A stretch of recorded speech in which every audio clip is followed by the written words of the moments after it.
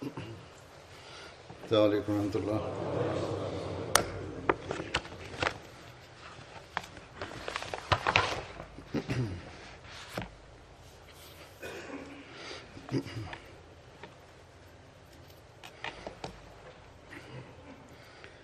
أشهد أن لا إله إلا الله وحده لا شريك له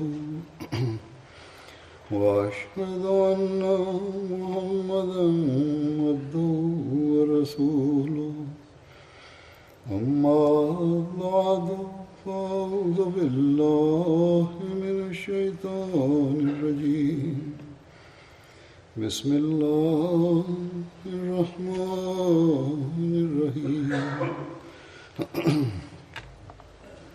الحمد لله رب العالمين الرحمن الرحيم مالك يوم الدين إياك نعبد وإياك نستعين اهدنا الصراط المستقيم صراط الذين أنعمت عليهم غير المغضوب عليهم ولا الضالين.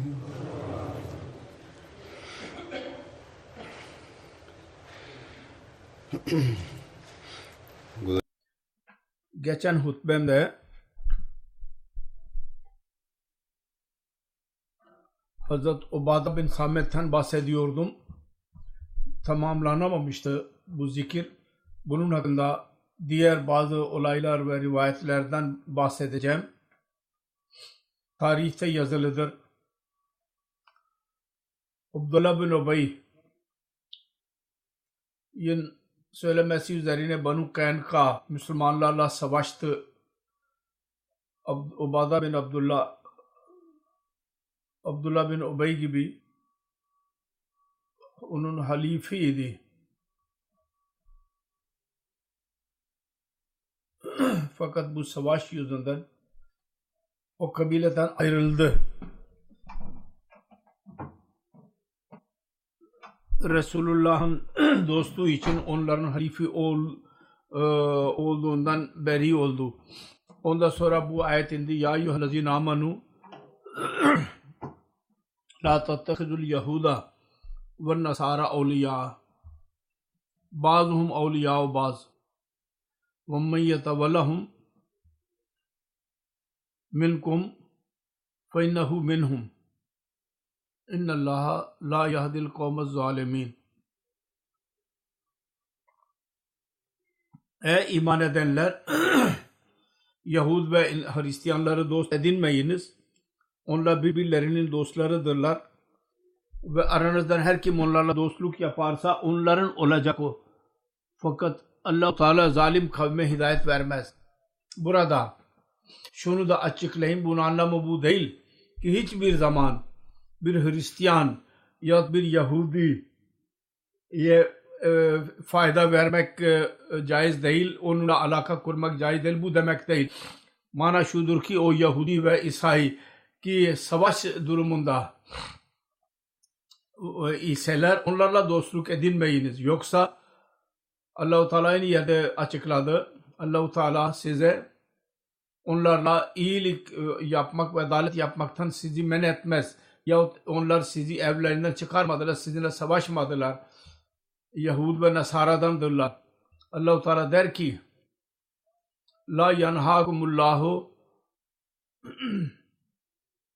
anillazina lem yuqatilukum fid dine ve lem yukhrijukum min diyarikum an tabarruhum ve tuksitu ileyhim innallaha yuhibbul muksitin. Allah-u Teala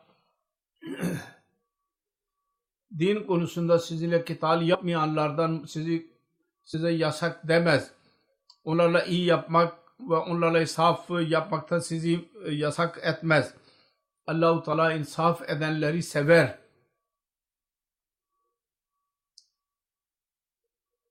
Kısacası burada açıklanmıştır, şu beyan edilmiştir. Bundan sonraki ayete zaaf ve korkaklık yüzünden gayrimüslimlerle dostluk edilmeyiniz. Gaye şudur ki sizin Allahu Teala'ya güvenmeniz lazım ve iman durumunuzu iyileştirirseniz Allahu Teala o zaman sizinle beraber olacak. Ancak biz bugünlerde görüyoruz maalesef Müslüman hükümetler yardım için aynı duruma düşüyorlar ve onlardan korkuyorlar. Neticesi şudur ki her Müslüman ülke başka bir ülke aleyhinde yabancılardan yardım aldığından dolayı ki bunlar daha sonra İslamiyet'in kökünü kazıyorlar. Her neyse dua ediyoruz ki Allah-u Teala bu Müslüman hükümetlere dahi akıl versin. Burada zikredilen olay Banu Qaynuqa savaştıkları zaman ondan sonra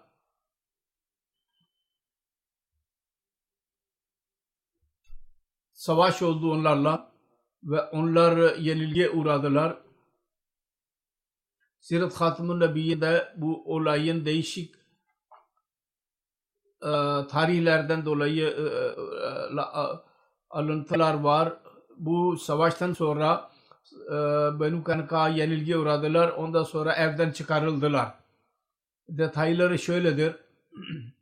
Bedir Savaşı olduktan sonra Allah-u Teala kendi lütfuyla Müslümanların zaaf olmalarına rağmen Kureyş'in büyük bir ordusuna mukabil onlara zafer verdi ve Mekke'nin büyük liderleri yok oldular. Medine'nin ateşi alevlendi tekrar. Onlar Müslümanlarla açık olarak savaşmaya başladılar. Meclislerde söylemeye başladılar ki Kureyş'in ordusunu yenmek büyük bir şey değil. Bizimle Muhammed sallallahu aleyhi ve sellem yarışırsa biz göstereceğiz ki nasıl savaşılır. Hatta bir mecliste onlar Hazreti Resulullah sallallahu aleyhi ve sellem yüzüne aynı ona benzer kelimeler söylediler. Rivayet vardır. Bedir Savaşı'ndan sonra Hazreti Resulullah sallallahu aleyhi ve sellem Medine'ye teşrif buyurduğu zaman bir gün Yahudileri toplayarak onlara nasihat etti ve iddiasını ileri sürerek İslamiyet'e davet etti onları. Bu konuşmasının Yahudi liderleri bu kelimelerle cevap verdiler. Ey Muhammed sallallahu aleyhi ve sellem, sen birkaç Kureyş'i öldürdükten sonra üstün çıkıyorsun. Onlar savaş bilmiyorlar da bizimle savaşırsan o zaman göreceksin ki savaşanlar böyle olurlar. Yahudiler yalnız bu korkutmakla kalmayıp yazılıdır. Onlar Hazreti Resulullah sallallahu aleyhi ve sellem'i öldürmeye dahi plan kurmaya başlamışlardı. Rivayet vardır. O günlerde Talha bin Bara bir sahabi idi. Ölünce ve fesiyet etti. Eğer ben gece ölürsem cenaze namazı için Resulullah sallallahu aleyhi ve sellem'e haber verilmesin. Öyle olmasın ki benim yüzümden Resulullah sallallahu aleyhi ve sellem Yahudiler geceleyin gelirse cenaze için Yahudiler fırsat bulacaklar kendisine saldırmaya. Her neyse Bedir Savaşı'ndan sonra Yahudiler açık olarak yaramazlık yapmaya başladılar ve Medine'nin Yahudileri Banu Qaynuqa en kuvvetliydiler.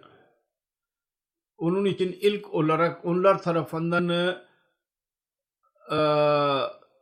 sözlerine karşı davrandılar. Muharrifler yazıyorlar, tarih yazarları. Medine'nin Yahudiler arasından Banu Qaynuqa'ları bu anlaşmayı bozdular. Onlarla ve Resulullah sallallahu aleyhi ve sellem arasında vardı bu anlaşma.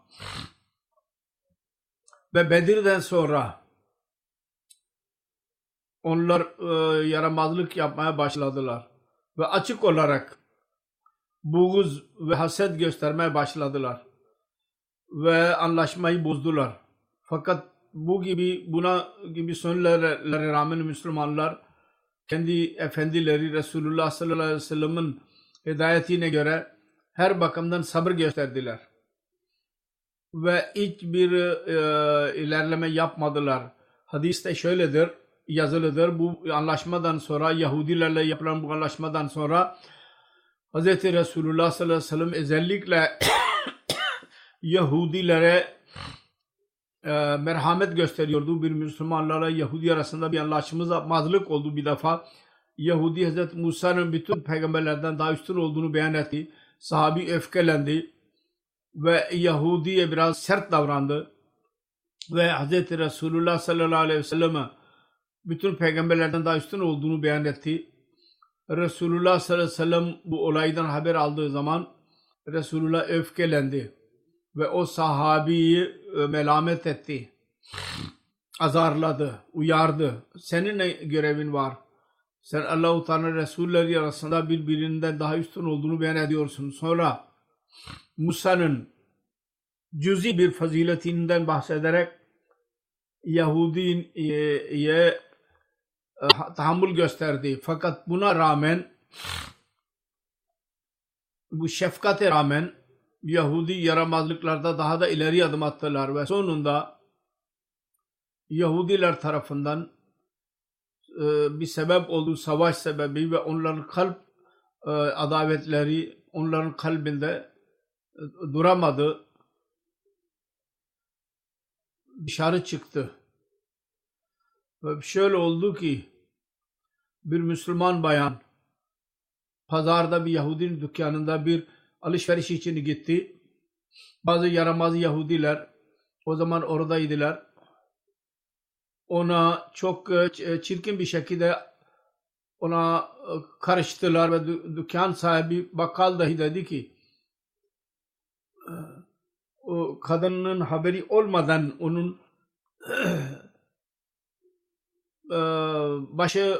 başörtüsünü bir yerde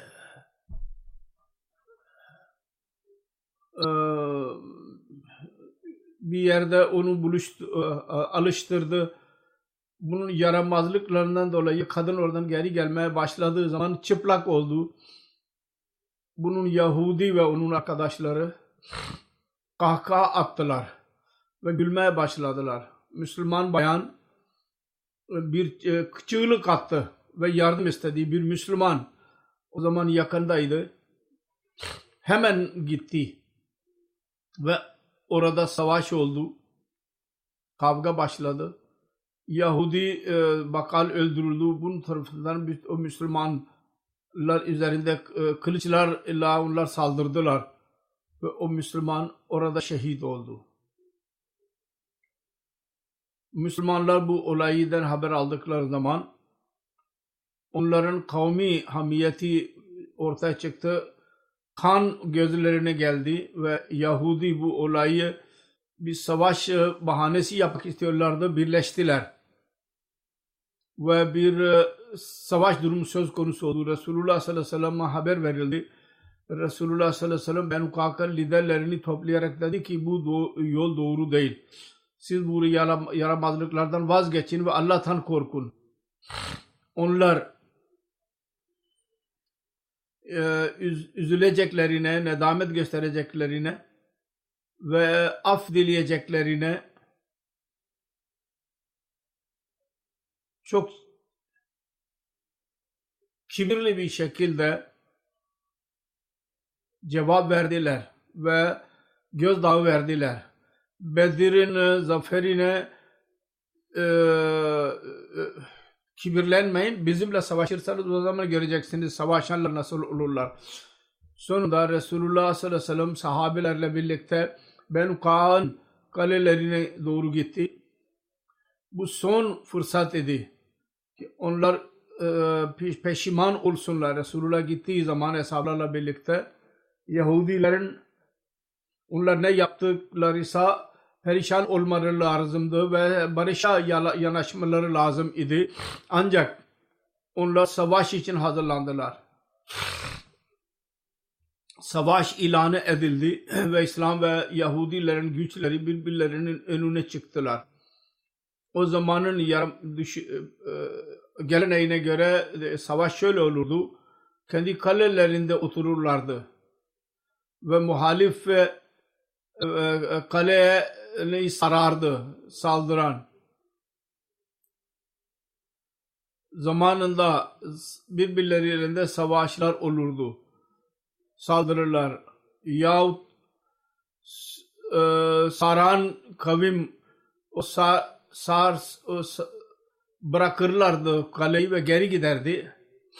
Yahut kale içindeki insanlar kendilerine zafer sayıyorlardı bunu. Biz zafere ulaştık diyorlardı.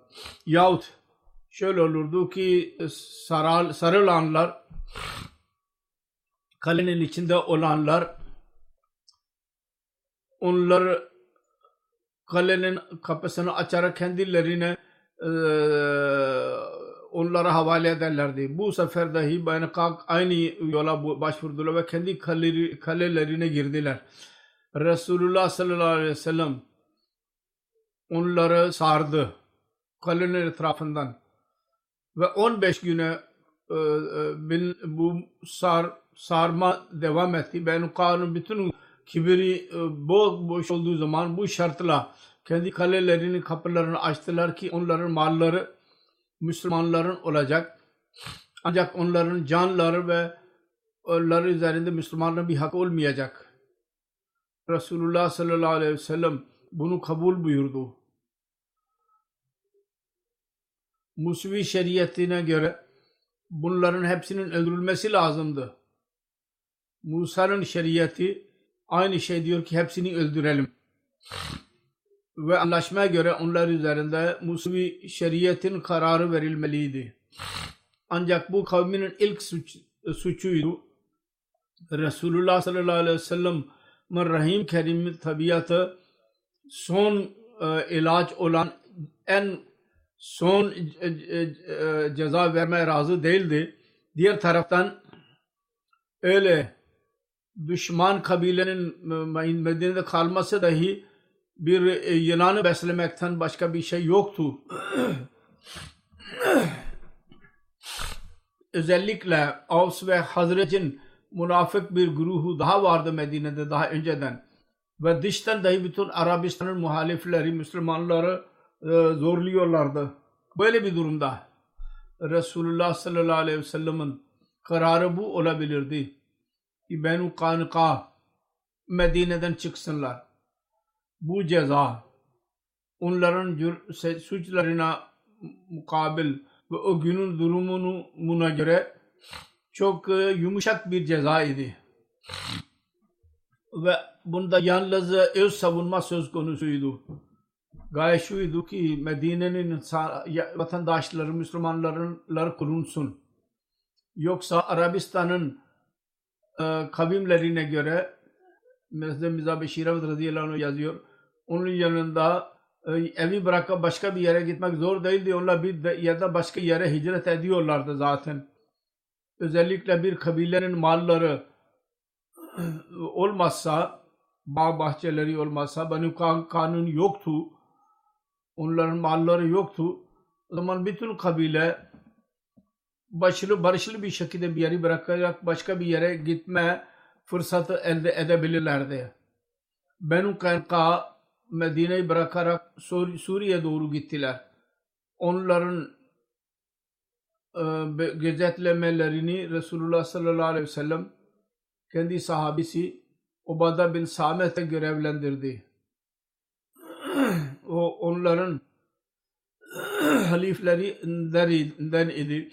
Ubada bin Samet birkaç menzile doğru Benu Kanka ile birlikte gitti. Ve daha sonra koruyarak onları yolladı ve geri döndü. Ganimet malı Müslümanların eline geçtiği zaman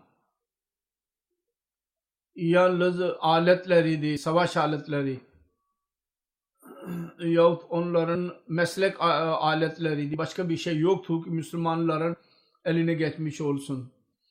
Bunun hakkında Siret-i Halebiye'de dahi biraz detay vardır. Orada yazılıdır. Hz. Resulullah sallallahu aleyhi ve sellem emretti. Bu Yahudiler ebedi olarak Medine'den çıkarılsınlar. Sürgün edilsinler. Onlara çıkarma görevini Resulullah sallallahu aleyhi ve sellem Hz. Ubada bin Samet'e verdi. Ve Yahudileri Medine'den çıkmak için 3 gün fırsat verdi. Yahudi 3 gün sonra Medine'yi bırakarak gittiler. Bundan önce Yahudiler Hazreti Ubada bin Samet'e ricada bulunduydular. Onlara 3 gün mühlet verilmiştir. O biraz daha uzatılsın. Fakat Hazreti Ubade dedi ki hayır. Bir dakika dahi size yardım edilemez. Uzatılamaz. Sonra Hazreti Ubada kendi bekçiliğinde onlara sürgün etti. Ve onlar Suriye'ye doğru gittiler. Oraya gidip yerleştiler. Hazreti Ubada bin Samit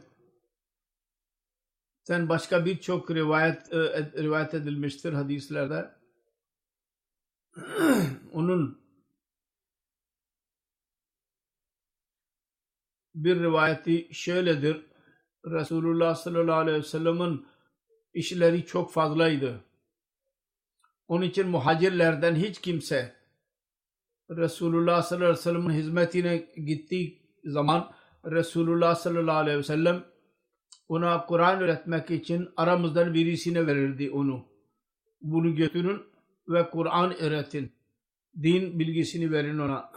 Bir seferinde diyor Resulullah sallallahu aleyhi ve sellem adamın birisini bana havale etti. O benimle birlikte evde kalıyordu. Ve ben onu evde yemek yediriyordum. Kur'an okutuyordum. O kendi ev ahalisine geri gitmeye başladığı zaman düşündü ki benim hakkım var onun üzerinde. Bu orada kaldığından dolayı. O kadar hizmetten dolayı ve Kur'an öğrettiğimden dolayı. Benim hakkım var onun üzerinde. Bu sebepten dolayı o bana bir kemençe verdi bana.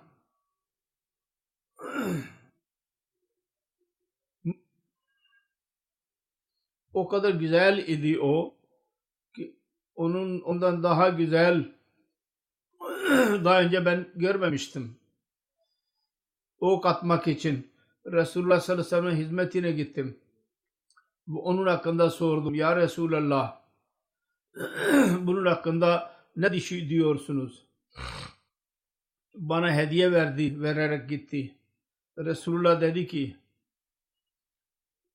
bu senin omuzlar arasında bir ateştir. Bu aldığın hediye sana verdi ki sen ona Kur'an öğrettin. Ve sen bir ateş aldın ki onu elinde tutuyorsun.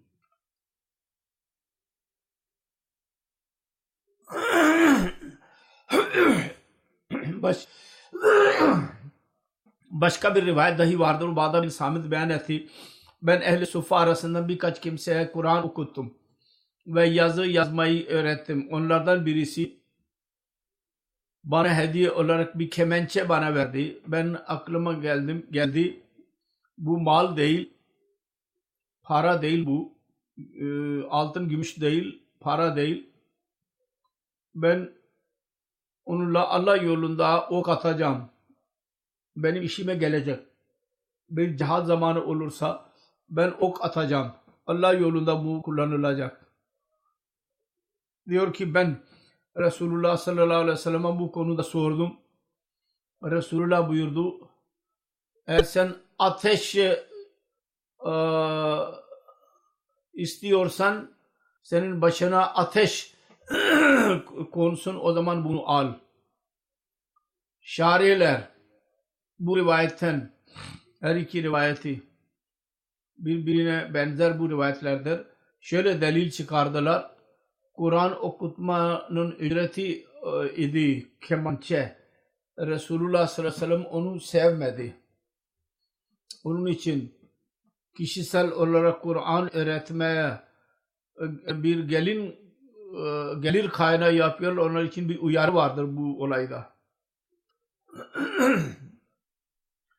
Hazreti Raşid bin Hüveyş'ten rivayet edilmiştir. Bir seferinde Resulullah sallallahu aleyhi ve sellem Hazreti Ubada bin Samet'in iadeti için evine gitti.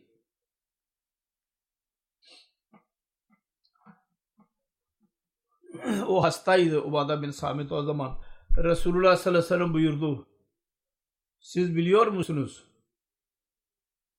Benim ümmetimin şehitleri kimlerdir?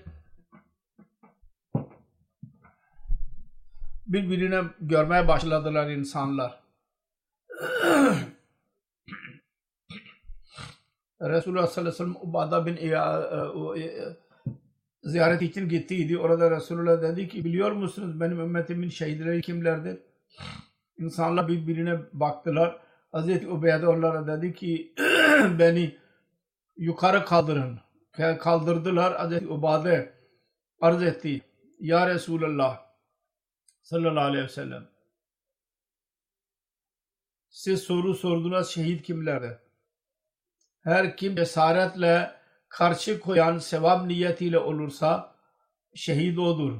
Resulullah sallallahu aleyhi ve sellem buyurdu. Eğer yalnız bu kadar ise o zaman benim ümmetimin şehitleri çok fazla olacak. Sonra dedi ki Allah azze ve celle'nin yolunda öldürülmek şehadettir. Taun yüzünden dahi ölmek şehadettir. Veba varsa orada ölmek dahi şehadettir. İyi mümin iseler şehit olacaklardır bu durumda. Sonra suda gark olmak dahi şehadettir. Ve mide hastalığı yüzünden dahi ölmek şehadettir. Nifas durumunda ölen kadın kendi çocuğuyla çekerek onu cennete götürecek. Yani çocuğun doğumu esnasında kan akmasından dolayı ölüyor. Yahut nefas durumu 40 geceye kadar devam ediyor. O yüzünden dahi zaaf yüzünden ölüyorsa çocuğu doğduğundan dolayı ve o durumdan zaaftan dolayı onun çocuğu dedi ki cennete götürecek onu. Çocuk onu cennete götürmeye sebep olacak.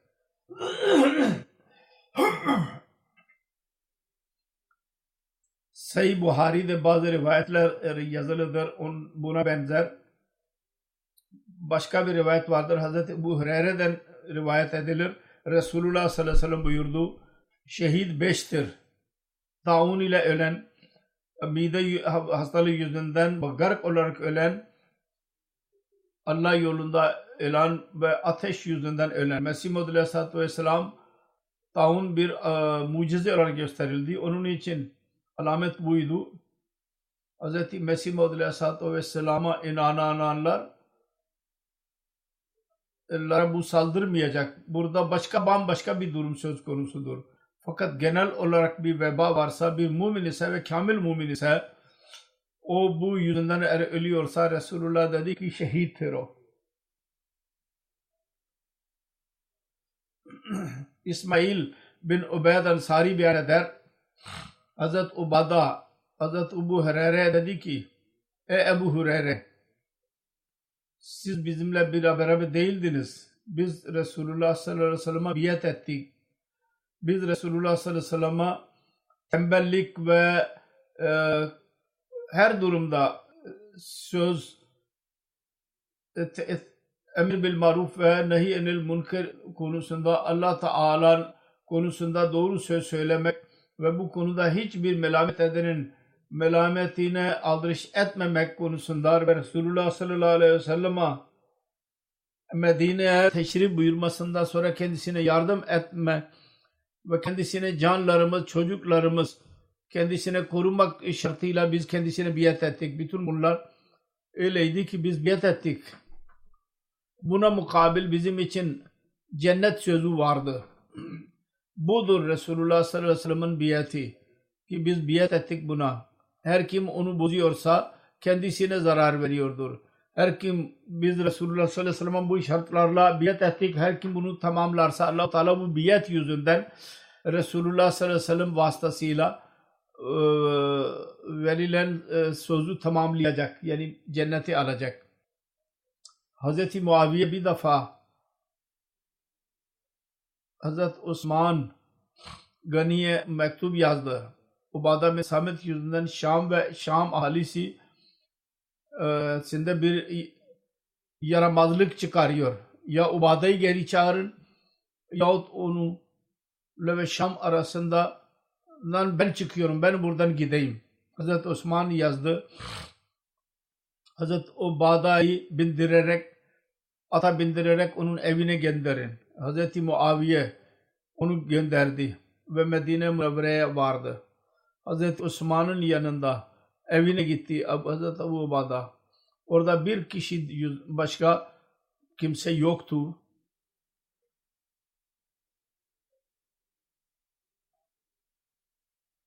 Hazreti Osman'ın bir köşede buldu. Sonra ona dikkat etti ve dedi ki Hazreti Osman buyurdu: Ey Ubada bin Samit, sizin ve bizim ne muamelemiz vardır? Hazreti Ubada insanların önünde dedi ki ben Resulullah sallallahu aleyhi ve sellem'e şöyle buyurduğunu dinledim. Benden sonra öyle insanlar size vali olacaklardır ki öyle işleri size tanıtacak ki siz onları istemiyor olacaksınız ve öyle işleri yapacaklar ki siz onları iyi sayacaksınız. Onu her kim Allah'a isyan ederse ona itaat etmeyin, haddinizi aşmayınız. Bazı meseleler vardır.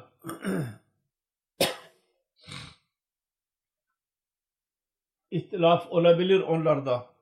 Hazreti Emir Muaviye ve Ubada bin Samit arasında dahi bazı meseleler vardı, ihtilaf vardı.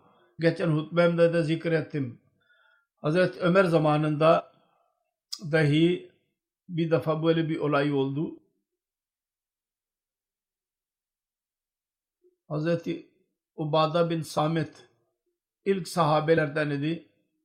Meseleleri biliyordu, Resulullah sallallahu aleyhi ve sellem'den dinlemiş idi. Onun için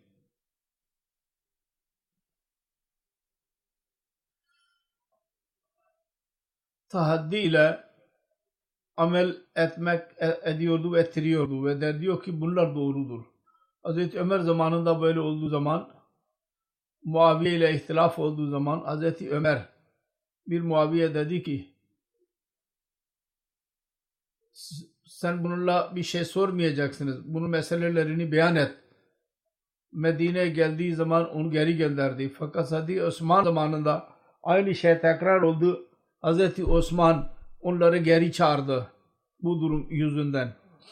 Her neyse Hazreti Ubada'nın bir yeri vardı. Bazı işleri izah edebiliyordu. Resulullah sallallahu aleyhi ve sellem'den direkt olarak öğrenmişti. O yüzünden ihtilaf ediyordu ve mutlaka duruyordu. Bazı konularda ihtilaf ediyordu. Mesela alışveriş meselesi vardır. Ticaret muamelesi vardır. Geniş konudur. Şurada beyan edilemez. Burada dahi ihtilaf oldu bu yüzünden. Her neyse delilleri vardı elinde ve ona göre kendi izahatını verdi. Emir Muaviye her insanın bir görevi değil ki böyle ihtilaf etsin. Açık olarak Kur'an ve ayeti hadisten delil olmasın ve bu zamanda Mesih Muhammed Aleyhisselatü Vesselam'ın beyan etmiştir onlardan bir şey olmalı. Temel şudur ki unutmamamız lazım. Allah-u Teala'nın sınırları aşmamalıyız. Onun içinde kalmalıyız. Her Ahmedi bunu gözünün önünde bulundurmalı. Ve itaat dairesi içinde kalmalı. Ata beyan eder. Ben Velid ile görüştüm. Hazreti Ubada bin Samit Resulullah sallallahu aleyhi ve sellem sahabinin oğluydu. Ben ona sordum. Sizin babanız yani Hazreti Ubada'nın ölümü durumunda vesiyeti neydi? Beyan etti. Yani Hazreti Ubada beni çağırdı ve dedi ki ey benim oğlum Allah'tan kork ve ilk bil ki sen Allah-u Teala'nın takvasını benimseyemezsin. Allah-u Teala iman etmedikçe iman kamil olmalı. Her çeşit hayır ve her şerre inanmalısın. Başka bir inanç üzerinde ölürsen ateşe gireceksin. Hazreti Enes bin Malik'ten rivayet edilmiştir. Resulullah sallallahu aleyhi ve sellem Hazreti Ümmü Haram binti İlham'ın evine gidiyordu. Hazreti Ubada bin Samit'in karısıydı. Kendisine yemek veriyordu. Bir defa Resulullah sallallahu aleyhi ve sellem Hazreti Ümmü Haram'ın evine geldi. Yemek verdi kendisine ve kendi başına baktı. Güldü. Resulullah sallallahu aleyhi ve sellem uyudu. Ondan sonra uyuyordu. Gülümseyerek uyandı. Ümmü Haram diyor ki ben sordum. Ya Resulallah sallallahu aleyhi ve sellem sen niye gülümsüyorsunuz? Buyurdu ki Resulullah benim ümmetim arasından benim önüme çıkarıldılar. Onlar Allah yolunda savaş için çıktılar. Onlar deniz üzerinde gidiyorlar ki tahtlar üzerinde krallar gibidirler. Krallar gibi tahtlarda oturan krallar gibidirler. Beyan eder dedi ki hangi kelime buyurdu Resulullah? Dedi ki ben dedim ki ya Resulullah siz Allah'a dua edin. Beni dahi onlardan kılsın. Resulullah sallallahu aleyhi ve sellem Hazreti Ümmü Haram için dua etti. Sonra Resulullah sallallahu aleyhi ve sellem kendi başına koydu ve uyudu. Tekrar gülümseyerek uyandı. Arz ettim ya Resulullah niye gülümsüyorsunuz? Dedi ki benim ümmetim arasında benim önüme getirildiler. Allah yolunda savaş için çıktılar. Sonra ilk şeyi beyan etti, tekrar etti. Dedi ki ben ettim ki ya Resulullah Allah-u Teala'ya dua edin. Beni dahi onlardan kılsın. Resulullah buyurdu ki sen zaten onlara girmişsin. Hazreti Ümmü Haram Muaviye bin Abu Sufyan'ın zamanında deniz yolculuğu içinde ve denizden çıkarıldığı zaman orada düştü ve attan ve şehit oldu. Hazreti Resulullah sallallahu aleyhi ve sellem Ümmü Haram'ın evine gidiyordu. Onun için bir mahrem akrabalığı vardı. Böyle yazılıdır. Ümmü Haram Milhan İbni Halid'in kızıdır. Beni Neccar kabilesinden idi. Annesinin teyzesiydi. Ve onun annesi Ümmü Süleym'in kız kardeşiydi. Her ikisi yani Ümmü Haram ve Ümmü Süleym bir akrabalık yüzünden Resulullah sallallahu aleyhi ve sellem'in teyzeleriydiler. İmam Nevevi yazdı. Bütün ulemalar ittifak halindedirler. Ümmü Haram Resulullah sallallahu aleyhi ve sellem'in mahremiydi. Onun için Resulullah sallallahu aleyhi ve sellem külfetsizce öğleyin onun evine giderek orada istirahat ederdi. Ancak mahrem oluşu durumu bunda ihtilaf vardır. Mahrem idi herkes kabul ediyor. Ancak ne gibi akrabalık yüzünden mahrem idi ihtilaf vardı bu konuda. Her neyse birisi bir alaka beyan ettiler, başkası başka bir alaka beyan ettiler. Hazreti Ümmü Haram Müslüman oldu ve Resulullah sallallahu aleyhi ve sellem eli üzerinde biat etti. Ve Hazreti Osman Zülnureyni'nin hilafet zamanında kendi kocası Ubada bin Samit ile birlikte Ansar'dan bir sahabidir, büyük bir zat. Ubada bin Samit yazılıdır. Ümmü Haram Müslüman oldu. Sonra Resulullah sallallahu aleyhi ve sellem eli üzerinde biat etti. Sonra Hazreti Osman Zülnureyni'nin hilafet zamanında kendi kocası Ubada bin Samit ile birlikte o Ansar'dan idi ve büyük yüce bir sahabiydi, zikri variye devam ediyor. Allah yolunda onunla cihad için çıktı. Ve Roma'nın yerinde giderek düştü ve şehit oldu. Resulullah sallallahu aleyhi ve sellem önceden bir rüya gördüydü. Ona göre bunun şehadeti oldu. Sahih Buhari'nin şerhi Umdatul Kari ve Buhari'nin başka bir şerhi İrşad-ı Sari'de yazılıdır. Hazreti Ümmü Haram'ın ölümü 27-28 Hicri senesinde oldu. Amir Muaviye'nin hükümet devrinde öldü. İlk söz daha meşhurdur ve siret yazanlar onun için beyan ettiler. Hazreti Osman'ın hilafet devrinde bir deniz savaşı oldu. Orada Ümmü Haram vefat etti o savaşta. Muaviye'nin zamanından sonra Hazreti Muaviye'nin zamanı değil, hükümet değil, vakittir. Hazreti Muaviye hükümet aleyhinde bir savaş yaptıydı. Ve orada Hazreti Ümmü Haram dahi kendi kocası Ubada bin Samit ile o iştirak etti. Ve aynı savaştan geri döndüğü zaman vefat etti ve bu olay Hazreti Osman'ın hilafet devrinde oldu. Cunada bin Ebu Umayya'da rivayet edilir.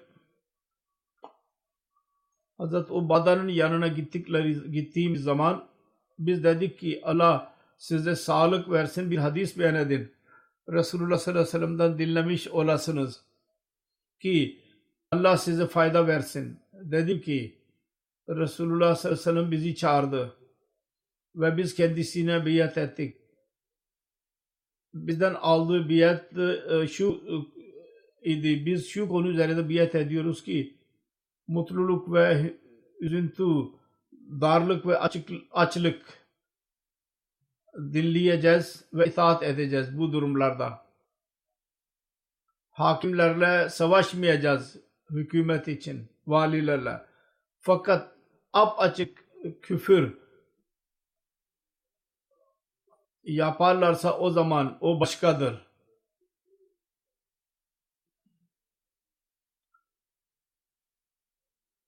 O dahi eğer yetki olursa. Sanabi rivayet eder. Ben Hazreti Ubada bin Samit'in yanına gittim. Ölüme yakın idi. Ben ağladım. Dedi ki dur, niye ağlıyorsun? Allah adına yemin ediyorum. Eğer benden şehadet talep edilirse ben senin lehinde şehadet vereceğim. Ve bana şifaat hakkı verilirse ben sana şifaat edeceğim. Eğer benim gücüm olursa ben sana fayda vereceğim. Sonra dedi ki Allah adına yemin ediyorum. Her hadis Resulullah sallallahu aleyhi ve sellem'den dinlediğim zaman senin için faydalıydı. Senin önüne beyan ettim. Bir hadis dışında. Onu bugün sana söyleyeceğim. Ben ölüme yaklaşmış durumdayım. Ben Resulullah sallallahu aleyhi ve sellem'den dinledim. Resulullah diyordu ki her kim şehadet ederse ki Allah dışında ibadete layık başka bir zat yoktur. Muhammed onun Allah'ın Resulüdür. Allah-u Teala ona ateşi haram etti. Müslümandır o. Allah-u Teala bu eshabların derecelerini daha da yüceltsin. Onlar bazı öyle şeyleri ulaştırdılar ki bizim için bilgi dışında, manevi ilim dışında tatbikat için dahi gerekliydi. Şimdi ben bazı merhumlardan bahsedeceğim. Cenaze namazını dahi kıldıracağım. Onlardan birincisi Seyyid Sufiya Suriye'den 18 Nisan günü vefat etti.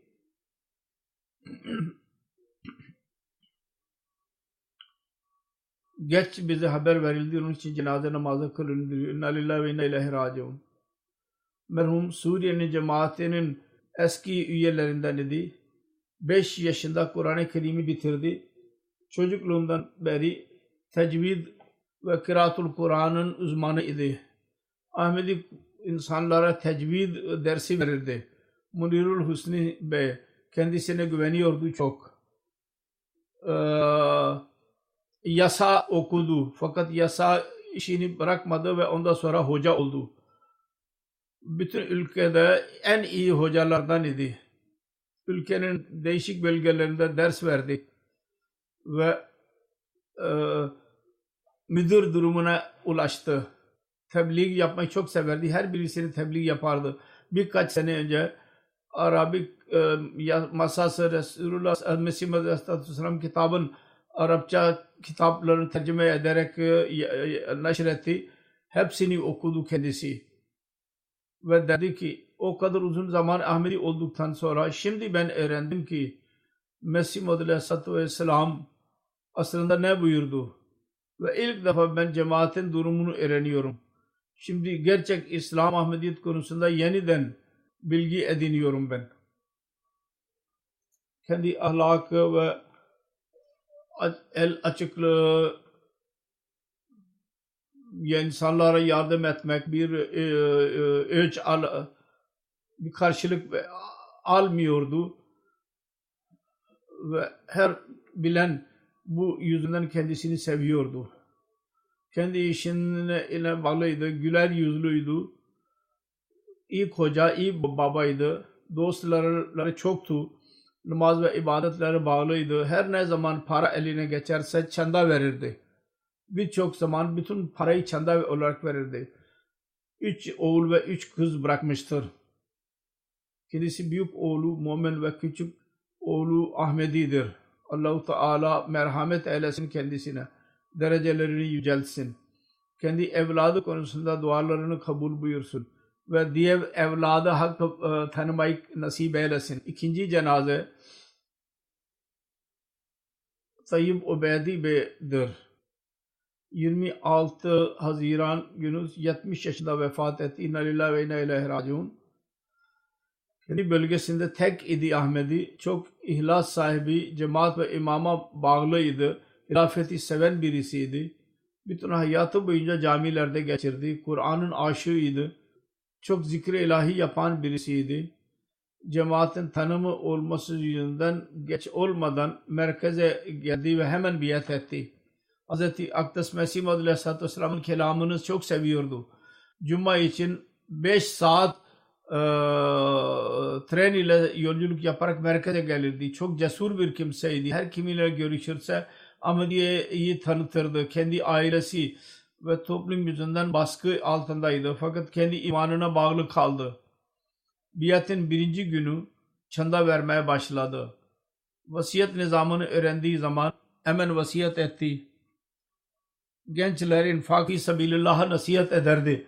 Ve derdi ki infak fi sabilillah'ın bereketiyle benim malım çok bereketlendi. Merhum Hacı Beytullah dahi yaptı. Cemaat ve hilafetin aşığıydı. Allah-u Teala kendisine dahi mağfiret eylesin. Onun dualarını kendi evladı hakkında dahi kabul buyursun. Üçüncü cenaze Amtu Şekur Hanım'ın cenazesidir. Üçüncü halife Rahimahullah'ın en büyük kızıydı. 3 Eylül günü 79 yaşında vefat etti. İnna lillahi ve inna ileyhi raciun. Kendisi 3.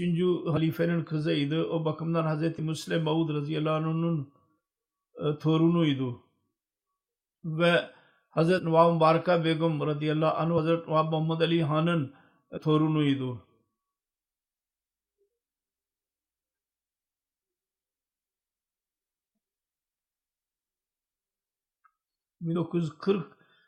Nisan 40 senesinde Kadiyan'da doğdu. Kadiyan'da ilk bildiğinde sonra Lahor'da tahsil gördü.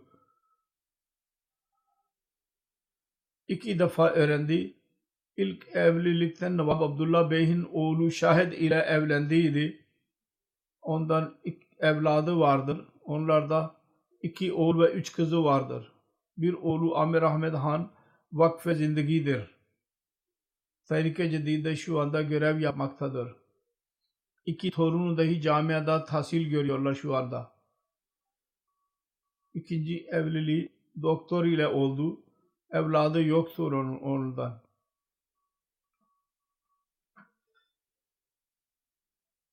Cemaate hizmet değişik şekillerde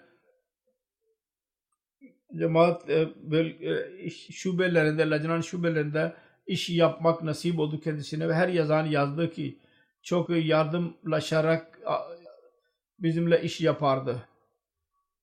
Yazmayı severdi, yazı yazmayı. Hazreti Amma Can'ın siretini dahi yazmıştır. Sonra başka bir kitap Hazreti Mübaraka Begum hakkında yazdı. Mübaraka'nın sonra 3. bir kitabın müsevvedesini dahi tamamlanmıştır. Fakat daha yayınlanamadı. Hazreti Mirza Şerif Ahmed radıyallahu anh'ın karısı Hazreti Bu Zeynep radıyallahu anh'ın sireti konusundadır. Bu 3 kitabı vardır lacna için. Lacna için iyi bir literatürdür. Onun torunu diyor ki benim büyük annem daima derdi ki 3. halife dedi ki gülümseyin. Bu sadaka olur. Onun için diyor ki ben gördüm. Son hastalığımda dahi gülümseyerek görürdü. Ve sıkıntı içinde dahi gülümserdi. Sonunda öğrendi ki kanserdir. Fakat havsala ile sabır ile 3. halife dahi daima buyurdu ki her eziyete sabır göstermiştir. Allah-u Teala kendisine mağfiret eylesin ve onun çocuklarına ve gelin nesillerini dahi hilafete bağlı tutsun. Allah ka kurmayı nasip eylesin halifelerle. Amin. Başka bir şey var ki bugün Damul Ahmediye'nin içtimaı başlıyor. Onun için Cuma ve ikindi namazları birleştireceğiz inşallah.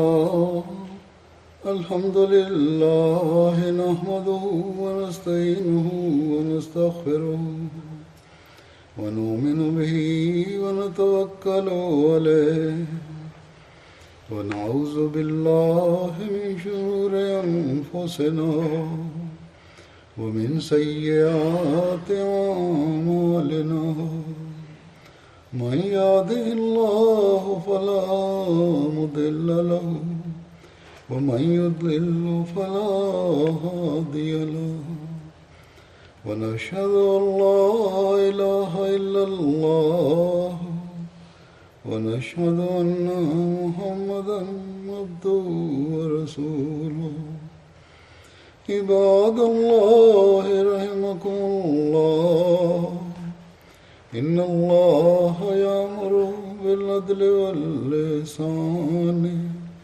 وإيتاء ذي القربى وينهى عن الفحشاء والمنكر والبغي يعظكم لعلكم تذكرون اذكروا الله يذكركم وادعوه يستجب لكم ولذكر الله أكبر